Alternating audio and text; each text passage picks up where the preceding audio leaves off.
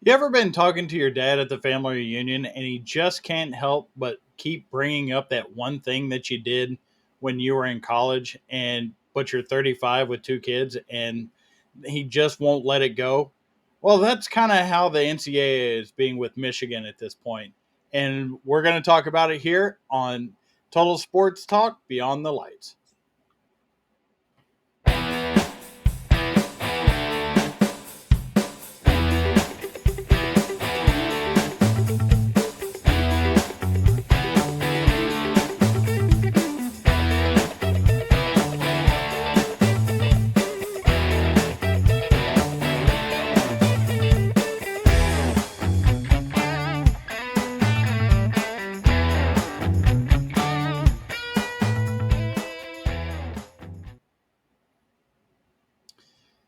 Hello, everybody. My name is Ed Smith, and this is Total Sports Talk Beyond the Lights. And with me this evening is David Street. How you doing, David? Cheers, y'all. And I'm doing good, Ed. How are you? Doing great. I appreciate you being on with us, and let's get started.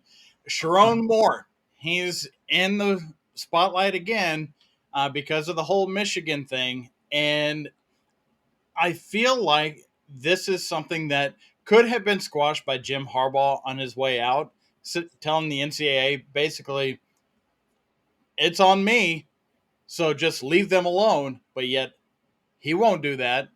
And so the NCAA just has to make themselves relevant by leaking out some findings that they have on this whole Connor Stallions thing that we basically all stopped talking about and don't care about anymore. We stopped talking about this 8 months ago when Michigan won the national championship. And here we are just before the season starts, just before this Netflix documentary is supposed to drop, and the NCAA wants to drop some scuttlebutt about, oh, well, this could happen, and we could do this, and we could do that. And David, are are you just tired of this? I certainly am. And, Ed, the NCAA going after Michigan before was kind of understandable in a way because they had an obvious grudge against Jim Harbaugh. And so it's like, okay, well, you're being petty, but I also understand that you have a grudge against Harbaugh. Well, Harbaugh's not there anymore, so you would think that the NCAA would drop its grudge, but clearly it hasn't. At this point, don't doesn't it seem like they're Ohio State fans? Because that's the only town that actually cares if any of this stuff goes down. Yeah, no, for sure. I mean, does it mean anything to the Michigan program if the NCAA says something? I mean, when's the last time that they actually won a court case or did something of significance that was more than just trying to investigate somebody to make themselves look like they're doing something? Well, and it's fun. Well, and it's funny that you mentioned that, Ed, because didn't Tennessee actually recently win a major court battle against the NCAA? I believe so. Yeah, You're not wrong. And what's the NCAA going to do at this point? Are they going to say, "Oh, well, we're going to vacate your wins from last year, including the national championship"? I'm like, well, does anybody believe that that's not going to be that we're going to all forget that Michigan had a perfect record, that they didn't throw the ball once in the second half of the Penn State game, that they beat Ohio State for the third time in a row, that they beat Nick Saban in his final college football game, and then won the national championship against Washington? Is anybody going to forget that? Do the vacated wins mean anything to anybody at this point?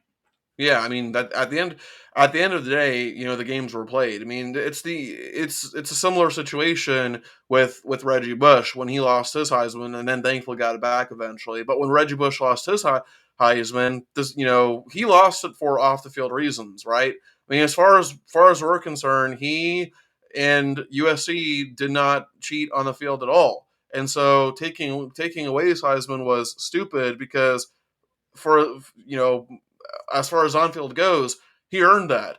And as far as Michigan goes, I mean, there really hasn't been.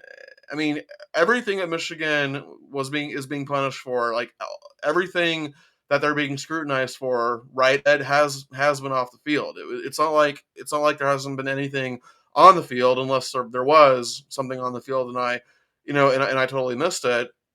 And I think the other thing too is that, think about all the other programs who you would have to be an idiot to think that they don't do something similar to Michigan. You're gonna sit there and tell me that Alabama hasn't done something similar to Michigan. Of course, the big difference being that Nick Saban, nobody wanted to go after the emperor, right? Um, but yeah, man, it's just, this whole thing is just so petty. And like I said, it was understandable before because they had a grudge and you just got to keep milking that grudge. Well, the person that you have a grudge against isn't there anymore. So why are you still milking this? Yeah, the fact that the NCAA actually named Sharon Moore as part of the cover up of the whole scandal, they're clinging on to that for dear life as something to remain relevant, like they are in charge of something. Hmm. Because when it comes to the college football playoff, NCAA is nowhere in that. When it comes to college football 25, the video game, NCAA is nowhere in that. So this is seems to be their one function at this point of just collect their fees and from all the adjoining members of the NCAA create these investigations that they can keep track of and go plead to Congress to help them out so they can remain relevant at this point. For Jim Harbaugh himself, I'm not sure if you saw this, David, but he actually spoke to Michigan uh, in his like to the Michigan situation in his press conference yesterday, and basically called out the press saying, "Oh well, I've lying, cheating, and stealing has a complete taboo, and I was raised never to do it, and I've raised all my players to never do it, and I've raised all my programs to never do it," and basically became a little belligerent in that statement. But like I said before, this would be a very easy thing for him to go ahead and take some culpability that things happened underneath his watch. Hmm. It doesn't matter if he knew about it or not. Yeah. It just means that he was in charge. Yeah. Well, if you're in charge and things happen beneath you, guess what? You are responsible. Well, So if he goes and says, "Oh, well, it happened under my watch," leave them out of it. You want me, come after me, but I'm not NCAA anymore. So yeah. go piss up a rope. Well, that's you know, that's easy enough to get Michigan out from under this whole thing, and Mhm. we can never hear about it again, and we can just concentrate on what's on the field, Yeah. not what's in the boardroom. Well, I think the other thing too, Ed, is that, and maybe this is a cop out, but I think Jim Harbaugh will be perfectly valid in, whenever he's asked about the Michigan scandal. I think he would be perfectly validated in saying, "Hey, listen, I'm not the head coach of Michigan anymore. I'm not worried about them. I'm only worried about the Los Angeles Chargers, the team that I coach." And he would be valid in saying that because it's true. He's not the coach at Michigan anymore. They're not his problem anymore. And that seems to be the message that he's trying to convey, but also continuing to give that holier than thou message to the NCAA.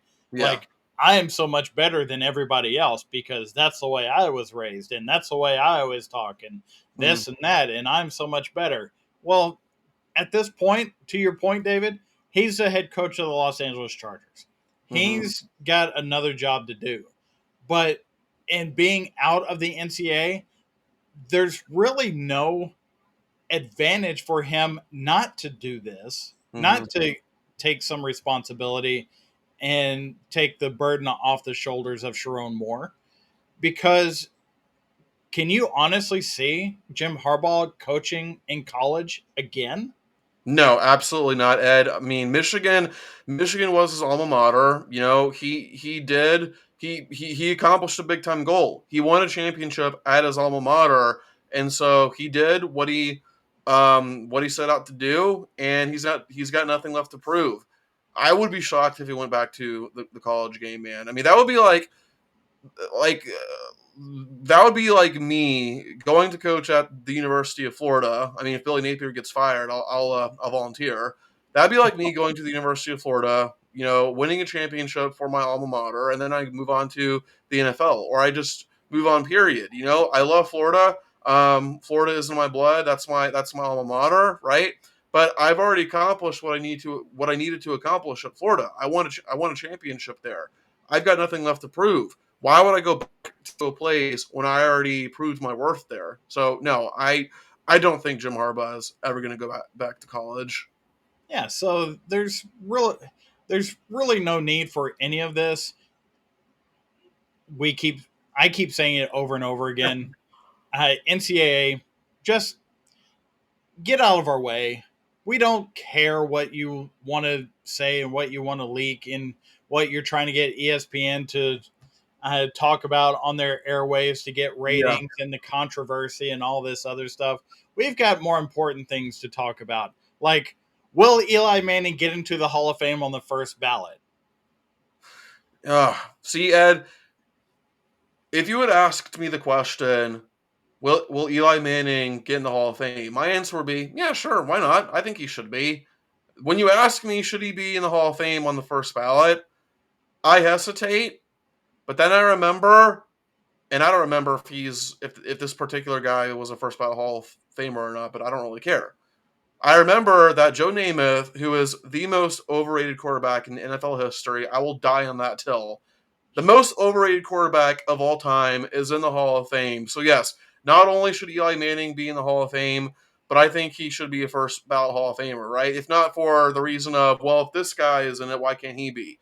Ed, at the end of the day, man, he's got two Super Bowl MVPs, and that trumps all of his regular season accomplishments. To me, it doesn't matter that he was above average at best in the regular season. Okay, he was the best quarterback when it mattered twice against the Empire Patriots. Well, when you take a look at Eli Manning's record in the playoffs, the only playoffs in which he actually won a game were the ones in which he won the Super Bowl. He actually had uh, 6 trips into the playoffs. He was 0 for 4, except for the 2 times in which they went on to win the Super Bowl. And a 500 record as a starting QB, that doesn't invoke a lot of confidence. But I wanted to, if you'll come on this journey with us, do some comparisons between some other Hall of Fame quarterbacks that could have a comparative conversation with. And David, the first one I want to uh, ask you about is Kurt Warner. They were they were right there around the same time. They were on the same team Mm-hmm. for a few years. Uh, how would you compare Eli Manning's resume versus Kurt Warner? Mind you, Kurt Warner was not a first ballot Hall of Famer. There was some questions about him Yeah. uh, being only a one-time Super Bowl champion and one-time Super Bowl MVP. So, what kind of comparison would you make with it with him? Well, if I recall correctly, unlike Eli Manning, Kurt Warner did win a regular season MVP. I think. Um, yeah, I think he won a regular season MVP. So he has that going for him over. Oh, he won it twice. Did he win it? Did he win it back to back years? No, he won it with the Saints, and I believe he won it with the Cardinals. But He, I would have to double check on that. I think you mean the Rams. I don't think he played for the Saints. Uh, with the Rams, I'm sorry. I was No, you're good. thinking green and gold. I mean green and No, blue.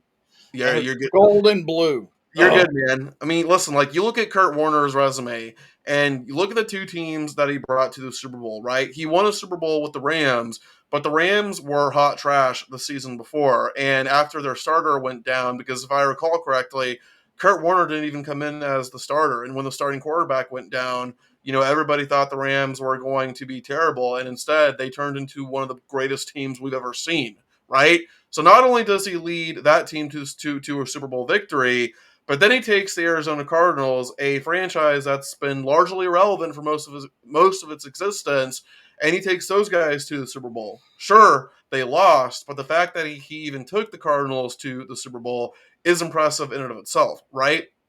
And so I think overall, when you look at, I think Kurt Warner did have a better regular season than Eli Manning, but you got to look at the season that matters the most, and that's the playoffs. And Ed, the thing is, you win the Super Bowl once, that's a fluke. You win the Super Bowl twice, you've proven you're legit. And Eli Manning has proven that he wasn't a fluke, because he won not one but two Super Bowls. Not only that, but he's won MVP twice. So he was the best player during the times that mattered the most. Once again, I say you win the Super Bowl once, that's a fluke. But you win it twice, that's legit. I certainly get that. Uh, One thing that I would definitely put Kurt Warner as an under on this is his passing yardage. We're talking a total of 25,000 yards less than what Eli Manning is bringing into this conversation. A total of 100 and looks like 58 touchdowns less Mm-hmm. than what Eli Manning is bringing into this conversation. Now, granted, Eli did throw about 120 more interceptions, but that's part of the volume. And part of Hall of Fame isn't that those couple of years that Mm-hmm. make you a Hall of Famer. It is the course of how long you can play, how what your ability over a long period of time is, not just a couple of seasons that work out well. Yeah. And the fact that Eli, became the starter immediately after being drafted in 2004, all the way up until his retirement, now 4 years ago. This, I would definitely put Eli Manning in. I'm still wary of the first ballot notion of this, but there is a comparison that we'll get to that I think will put him in. Um, Now, the second QB that we'd talk about is Warren Moon. Mm-hmm. I'm a big fan of Warren Moon. I was a Houston Oilers fan long before I was a Packers fan, and he was the most accurate passer I had seen uh, before Aaron Rodgers came along. And he had a career that was started in the Canadian Football League, came into the National Football League, but still threw almost 50,000 yards in the National Football League. That is production amongst production. And for all those accolades and volume that he was able to provide, which is closer to the volume that Eli Manning has right now, those are more comparable. But Eli Manning does have, like we've talked about, those two Super Bowls against uh, against the Death Star. Yeah. Uh, and just to circle back on that real quick, Eli Manning won those Super Bowls going through Brett Favre, Aaron Rodgers, and Tom Brady twice. That is a very impressive set of quarterbacks to beat to get to the promised land. And it's hard to overlook that. Uh, because Warren Moon was more my upbringing, I'm not going to force you to dive uh, into into his history uh, because it wasn't as well known as this next quarterback, and that's Steve Young. Mm. Steve Young starting in Tampa and then going to the 49ers. We all know the story of how Steve Young got to where he was, but how would you compare Steve Young's history to what you're seeing from this Eli Manning discussion?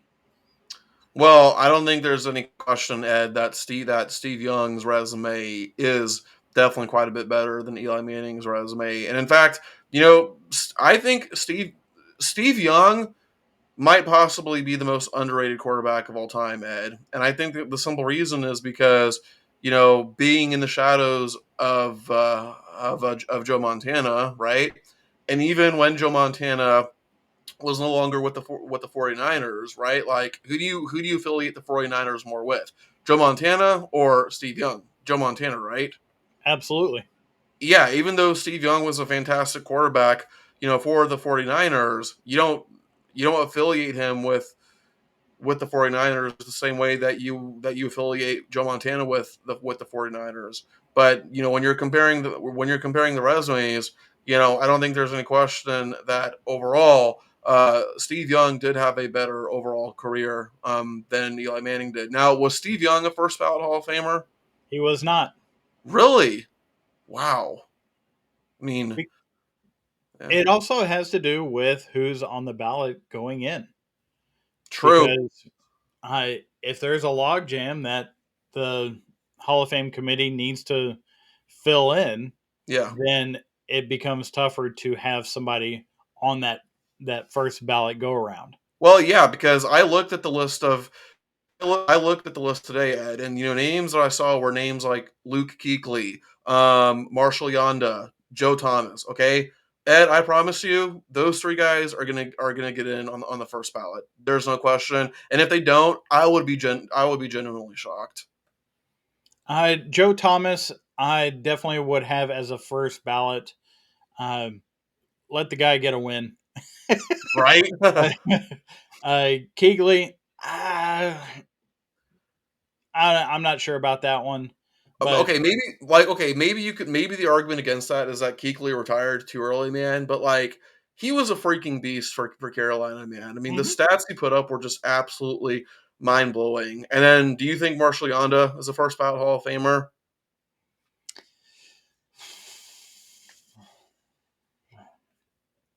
No, just simply no. I, Okay, I there respect that. there's there's so many other names that, like I said, are coming down the pipeline. Plus, players that have been waiting, and some of the legends, the the legend entry that we get every year. I just I don't see it, Yeah. but that doesn't mean that they're not a Hall of Famer. It's just it's at first ballot. It Well, means different. It hits different when it's first ballot. then I think then you and I are at least in agreement that Joe Thomas is a first ballot Hall of Famer because for like about a decade or so he was considered to be the best offensive lineman in the game, playing for the worst run franchise in all of sports. 1,000% on that one. Yes. But you know who was a first ballot Hall of Famer at the QB position that we really do need to be having this conversation about Tell me. with Eli Manning? Tell me, Ed. It's Dan Fouts. Dan Fouts was a 6-time Pro Bowler, 2-time All Pro. He played in, he really got the closest to the Super Bowl the year that the 49ers won their first Super Bowl with Joe Montana. Uh, and it was because of two games that are absolutely polar opposites of each other. The Chargers in 1981, they were playing in Miami, wound up playing 2 overtimes. People were having to be carried off the field because of the humidity and the just complete drain of being in that environment over that period of time. And then turning around and having to go play in Cincinnati in what amounted to be about 100-degree difference between the two games. South Miami, and then the Freezer Bowl, which had a wind chill of negative 57, if I remember correctly. Yes, the frostbite game, right, Ed? We actually discussed this in a group chat that we're both in. Yes, this is the game in which Dan Fouts still feels to this day because he got frostbite on his fingertips and can no longer feel them because of playing in that game. There's a story that Chris Collinsworth woke up that morning, listened to a news broadcast in Cincinnati, and they said, uh, do not take your dog out for a walk today. He could freeze to death. And they went out and played a AFC Championship game in Yeah, Cincinnati. That that was rough, and they don't have all the advantages like the different heater fans and the different apparel that are meant for that type of weather. yeah, This was old school, like let's bundle up T-shirts and wrap our hands and things like that to make that happen. But Dan Fouts' career with Don Coryell, they were doing things at that time in the NFL that NFL teams are doing today. That was the start of all of the air raid stuff for the NFL, not the air raid that we know in college, but uh, throwing more than running, moving toward a passing game, moving toward a dynamic passing game. hmm, That's what the Air Coryell system did. And Dan Fouts was the trigger man for it. And he was a hell of a quarterback. yeah. And with Charlie Joyner and Kellen Winslow, those were his two main targets. And it was an astounding thing to watch these defenses try and catch up to what they were doing. Yeah, and Now, go ahead. I think to add to your point, Ed, this particular reason, like it's not like for what I'm about to say, it's not the main reason that he's in the Hall of Fame, but it is no doubt a contributing reason, and that Dan Fouts was the first quarterback in NFL history to throw for at least 4,500 yards in a season. Exactly. That is part of that change of philosophy that the NFL hadn't seen yet.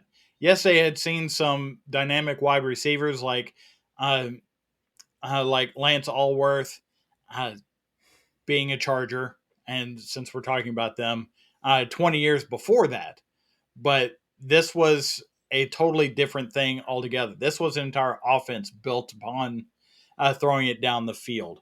And when you compare that to Eli Manning's case, Dan Fouts never went to a Super Bowl, and he was a first ballot Hall of Famer.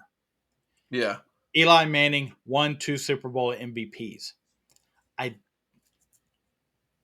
as I've had this conversation a couple of times over the past few days, starting to lean a little bit more to Eli Manning coming in as a first ballot Hall of Famer, Mm. just because of those 2 Super Bowl wins put him over the top over most anybody else that we put on this Yeah. comparison list.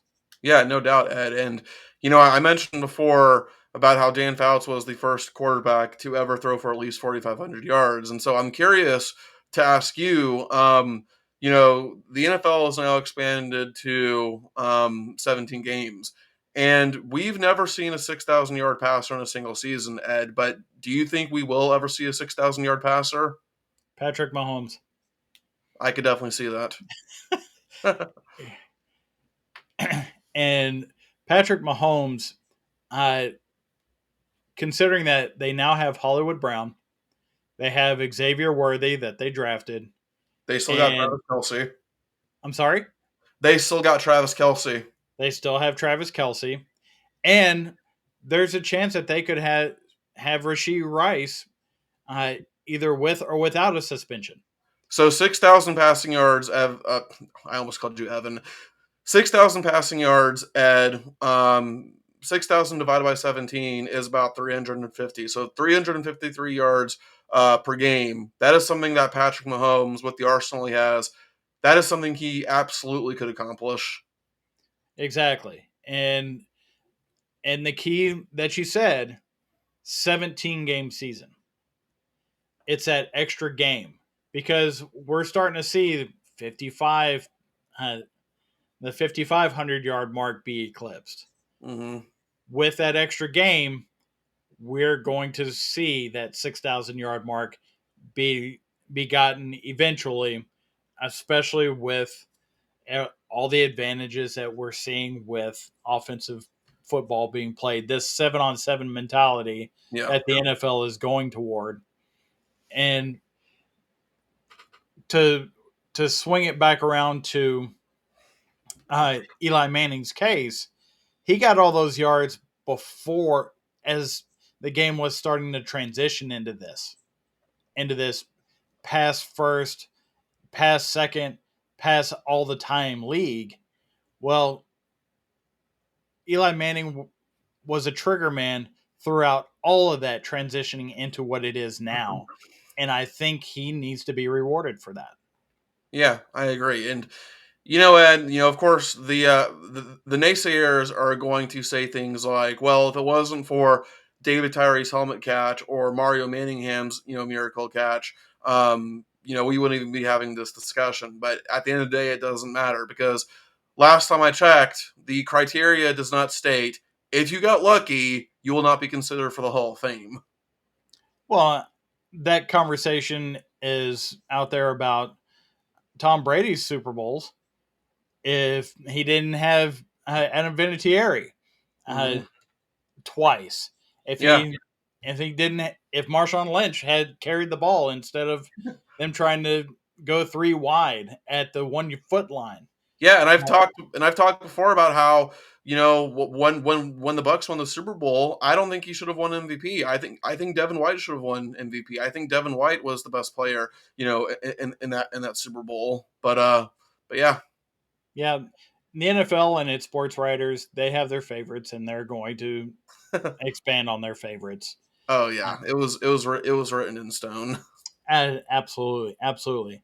So, given these comparisons, I have made my selection. First ballot, Eli Manning's in. David, what say you? Yeah, I would say reluctant first ballot Hall of Famer. I think that's a good word, Yeah, reluctant, yeah, because exactly. it's it does seem very mid until you get to the fact that undeniable fact that you have those two Super Bowls with two MVPs and against a quarterback that had 6 Super Bowl wins and two of his two two losses. How many losses did Tom Brady have in the Super Bowl? Was it 3? It was three, twice to the Giants and once to the Eagles. Right. So I gotta give it to him on that. Yeah, I To be mean, able to lead your team to do that, uh, that is quite the impressive feat, and I'm I'm with you on that. Reluctant first ballot Hall of Famer, but you know who won't be on the Hall of Fame on the first ballot? Anybody on the White Sox. I was just about to say that. Just about to say that. Man, this has been impressive how horrific this team has become. And we knew it was just going to get worse after the trade deadline. Uh, you brought this subject to me about their current losing streak, so I'll let you have the floor on this. Ed, the team that holds the record for, most losses in the 162 game era is the 2003 Detroit Tigers. I think I think we're going to see this White Sox team break that record, Ed. And I've also brought up in conversations before about how the White Sox. I brought it up on the show. The White Sox were supposed to be that next up and coming team, and then they just fell apart. And how good were they, Ed? Literally 3 years ago, Ed. They won 93 games in the regular season, and they won the American League Central. And that was also the last time that Tony La Russa was manager for a full season. Listen, man, I know that Tony La Russa got memed a lot when he came to the White Sox, and I know that he definitely had some baffling moments with the White Sox, man. But it cannot be a coincidence that when Tony La Russa retires for good this time, as soon as it happens, the White Sox go from being a good team to absolute dog shit. I mean, that can't be a coincidence, right, Ed? No, it can't be a coincidence, and it has to do with the fact that when LaRusso left and they started going the wrong direction, Jerry Reinsdorf didn't even bother having a GM search. He thought he could just do it himself. And I if he would have just had a conversation with Jerry Jones, then maybe he would understand that you can't you can't do them both. You can't just have your guy from your heyday that's still in the organization and has just waited everybody out and turn them into a GM. That's Ed. not how that works. You need to have an actual GM to put together a organization, not just your roster at the top level, Mhm. but the entire organization. Ed, correct me if I am mistaken, but we're talking about the same Jerry Reinsdorf, who was also, and I think still is, but he was the owner of the Chicago Bulls He in the is. '90s when they won 6 titles, right? He is. Yeah, exactly. And I know at the end of the day, I think was it Jerry Krause, the general manager? Uh-huh. He gets blamed for for how the Bulls fell apart. But Reinsdorf could have come in and stopped that whole thing, and he never did. When Krause threatened Phil Jackson and said, "I don't care if Phil Jackson goes 82-0, he is gone." Period. Well, why Reinsdorf could have come in and interfered and said, "No, you're not gonna do this." Ed, if there is one silver lining from being an owner during a disastrous time like that, it's that it gives you a learning lesson. You can look back and say, okay, where did things go wrong? Why did it fall apart? Oh, look, I have a baseball team here in Chicago where again we're the next up and coming team. We've got some good players. What did I do? What did I do wrong in Chicago, or what did I do wrong with the Bulls? Oh wait, no, I actually have not learned my lesson at all. No, they are his playthings at this point. And baseball is Reinsdorf's favorite sport, more so than basketball, which, as you pointed out, he owns the Bulls and he should have equal say between the two, but he thinks he knows baseball and he obviously doesn't. No, So, he's not. just to go over a couple of quick things here. Uh, Currently, the White Sox are 61 games under 500. Ooh, They are on pace to lose 123 games this year. ooh. That's the worst since not the 20th century, but the 19th century. Yes, The 1899 Cleveland Spiders, who were disbanded after that season. that's how bad they were. That is how terrible they were.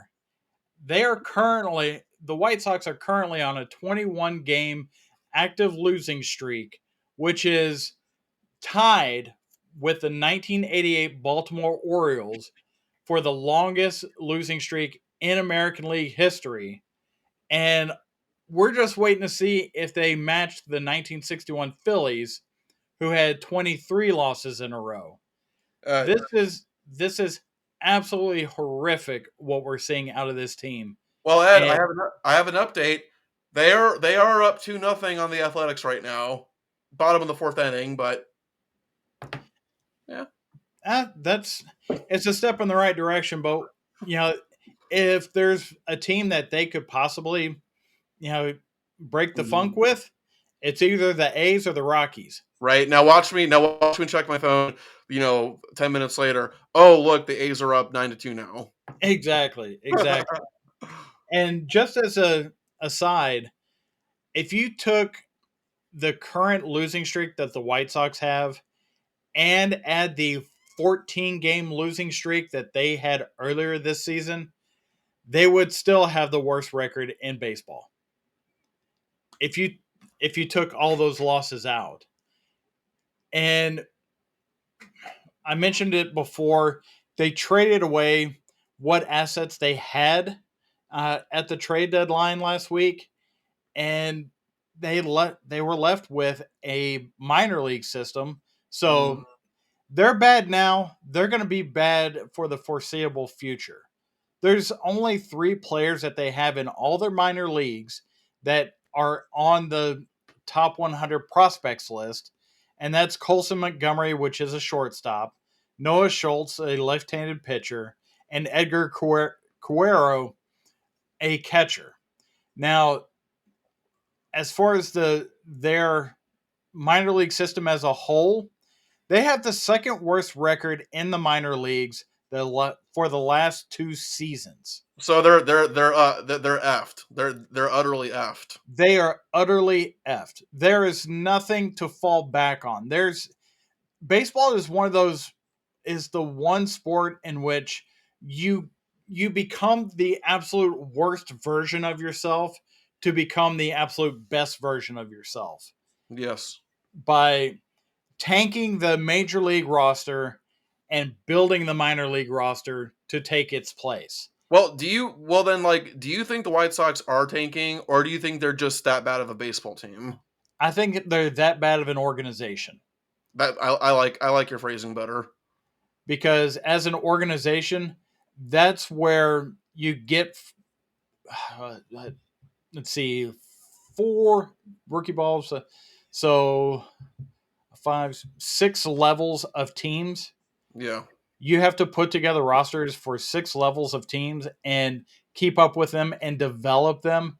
And I don't know where they think that they're developing an organization of players that wind up with the second worst record over the last 2 seasons. Yeah. And how is that going to help the Major League Ball Club in trying to get talent or move talent up when everybody's still at a double or single A level? They're just playing at a level higher because they need to fill spots. Yeah, well, and I think a couple other things too, Ed, is that I you look at the statistics for the White Sox, and for most of them, they are either dead last or they are next to dead last. In fact, I don't know what category they do the best in, but whatever it is, even then, they're probably like 20th or maybe 21st. They are also the only team in Major League Baseball, for both the American League and the National League. Overall, they are the only team with an ERA of at least 5. And I know the fallback position when a team is this bad, Ed, is to just simply say they lack talent. And yeah, obviously, lack of talent definitely has to do with this.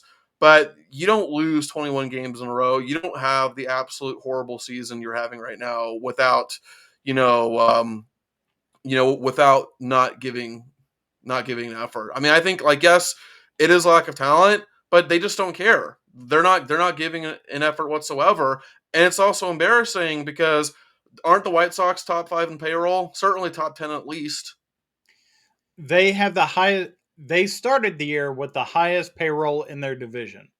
They're in their not division. Okay. right. Uh, they're certainly not in the top 5 of payroll in baseball because that would be even worse. Uh, but since I'm talking to somebody from Florida, let me ask you if you see this correlation. Do you were probably really young at the time, but the Marlins, when they were the Florida Marlins, they had basically bought a championship by a huge collection of talent, and as soon as they uh, won their championship, they had a fire sale and got rid of everybody. So it was basically a AAA ball club playing at the major league level, and that's kind of where, to me, where all that got started. Would you say that this disparity in payroll between the haves and the have-nots have kind of backed a team like the White Sox into a corner to overpay for talent they don't have? I think so, Ed. And you talk about the Marlins having a fire sale, but the Marlins at least won the World Series, so they at least accomplished what they needed to accomplish, right? Whereas the White Sox just, you know, and I keep repeating it, I keep beating a dead horse, but it is true. The Chicago White Sox were that next up and coming team. they are supposed to be the next great thing, and for a couple years, they certainly seem to be that team, and they have failed just oh so utterly spectacularly. It's just the White Sox are so bad, Ed, that you almost have to be impressed by it because nobody should be this bad. It's like they're trying to be this bad. Well, at some point, does it become an accomplishment? Yeah, I think we were you know I think Jake Crane from Crane and Company, to give them a shout out. I think he said something along the lines of impressive, unimpressive, or something like that. Yeah, and it's almost harder. It isn't, but it's almost harder to lose that many more games than it is to win that many more games. Hmm. It it, it is a level of losing uh, that is impressive. And I went back and looked at it. We are at the 1 year anniversary of the Tim Anderson uh, fight that happened at second base against the Indians last year. Yeah, And since that time, the in the 1 year calendar span of that, the White Sox had a winning percentage of 283. They had won uh, 34 games and lost 120. So they played a 154 game, basically old school season in that time period and had a winning percentage of 283.